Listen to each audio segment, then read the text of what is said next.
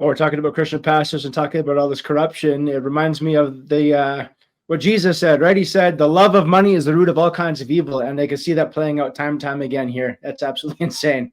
Yeah. And so, I had no idea how corrupt AHS was. I mean, my physician friends and some of my bosses in Manitoba, where I worked before Alberta, they told me, they said, be careful when you go to Alberta because the politics is a whole different thing than anything you'll ever see in Manitoba. And they were absolutely right. I had no idea that Alberta Health Services is effectively a shadow government in Alberta. It runs Alberta. It runs all the law firms. It certainly runs all the courts. And we saw it during the pandemic. It was AHS that was going out, harassing small businesses, shutting down small businesses, going after Christian pastors. AHS is Alberta's shadow government, and it's a leftist institution. It's top to bottom filled with leftist extremists. That's why we have snake bites available for babies as young as 6 months old. That's why we have Alberta Health Services pushing medical assistance in dying, not just in young people who may have just let's say a mental illness. Right now, AHS is trying to murder a 27-year-old Calgary woman, and she has no health issues. She has autism and she has ADHD, and they approved MAID and pressured her into basically getting approved for MAID, and the father's trying to stop her from getting killed by AHS. This is what AHS is pushing, and this is in line with the Trudeau government and where Trudeau government wants to push MAID, for example, medical assistance dying, and wants to push it in children as well. AHS is pushing everything that you can think of that is either an attack on children or is part of this sort of globalist ideals that Trudeau's pushing on Alberta. It's all coming through Alberta Health Services. I was just trying to scroll through here to find the post I made, which was basically a screenshot. Oh, here it is. Let me just screen share here so we can show you what I'm talking about. Okay. So here we have the table of Alberta immunization policy. So school immunization schedule. So they're adding, and by the way, so if you see the dates over here on the right of the post, it says January 29th, 2024. So look at this age group, 5 years old. They're 6 months to 4 years. They are, this is talking about the snake bite in particular. And they're looking for 5 years old, 6 months to 4 years to get these snake bites. And actually, Dr. Makis, what I saw today, where am I? Okay, here we are.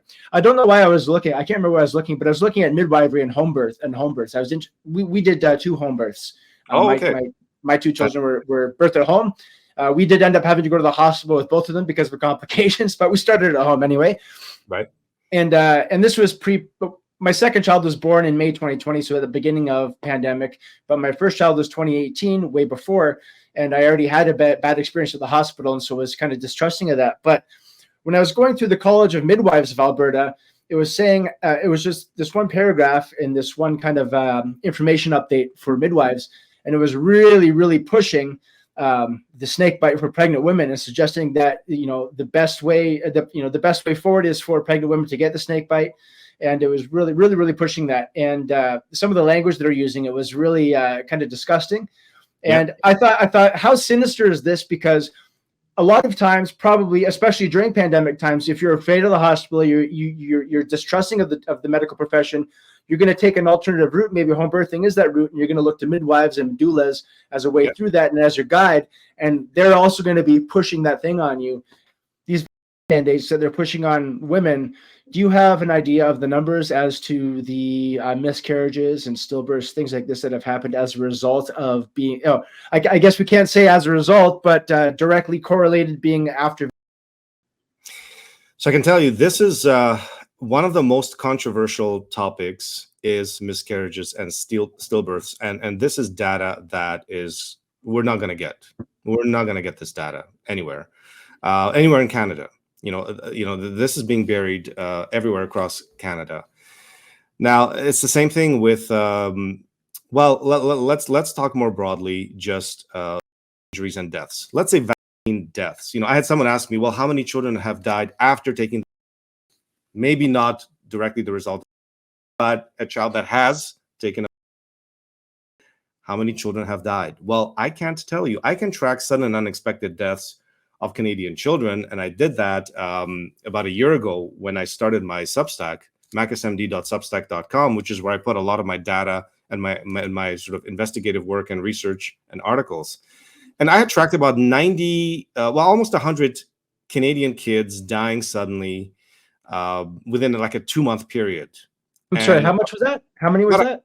About 100 kids, 100 Canadian kids had died suddenly or unexpectedly, died in their sleep, died while playing hockey, died while playing basketball, died in school, cardiac arrest, these kinds of unexpected deaths. It was mostly high school athletes at the time. And then there were also kids that had taken the vaccines and had died of the flu, for example, or were purported to have died of the flu or strep. And it's, again, it was my theory was that it was because their immune system was damaged by the. There was strong evidence of this, that the were damaging the immune systems of not just adults, but also kids. And, you'd had like 6 to 9 months after taking, you'd really see a huge spike in infections, especially COVID infections, but also influenza infections and so on in the.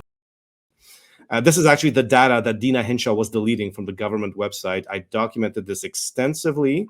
I actually proved it by using the Wayback Machine of the government website and showing the exact tables and data and graphs that were being deleted by Dina Hinshaw in real time. I submitted all this evidence to the National Citizens Inquiry in my 3-hour testimony to the NCI.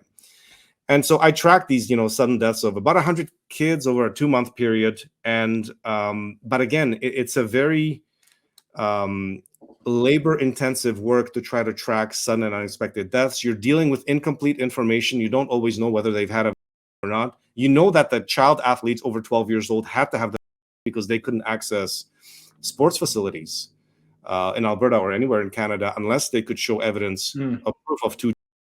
Right? This was back in 2021 and 2022. And so, you could try to find ways around that, but the government will not give you this data. The only data that the government has given, so there's 2 sets of data that the government has given us. Health Canada has told us that there have been about 400 deaths reported with the vaccine to Health Canada, and they say none of them are due to the vaccine. Now, these are 400 people who died suddenly. Maybe there was a temporal relationship, and a doctor actually reported it. Now, doctors are being threatened to not report these cases. They're being pressured to not file any reports about. If they do, they're attacked by health officials. So, for example, at Alberta Health Services, I know several physicians who have submitted injury reports. They were threatened by their bosses. They were threatened by the college. They said they're going to go after their medical license if they continue filing injury reports. And all those injury reports are buried at AHS by bureaucrats. They're not even sent to Health Canada. Like, we have this much criminality happening at Alberta Health Services right now that they are burying injury reports. They send it back to the physician, and they'll say, this is not due to the. That's how Health Canada is having so few injury and death reports, is because the provincial bureaucrats data to Health Canada. They're burying it at the provincial level. So, the other set that we have of data is from Statistics Canada, put out a report last year of just all-cause mortality in Canada.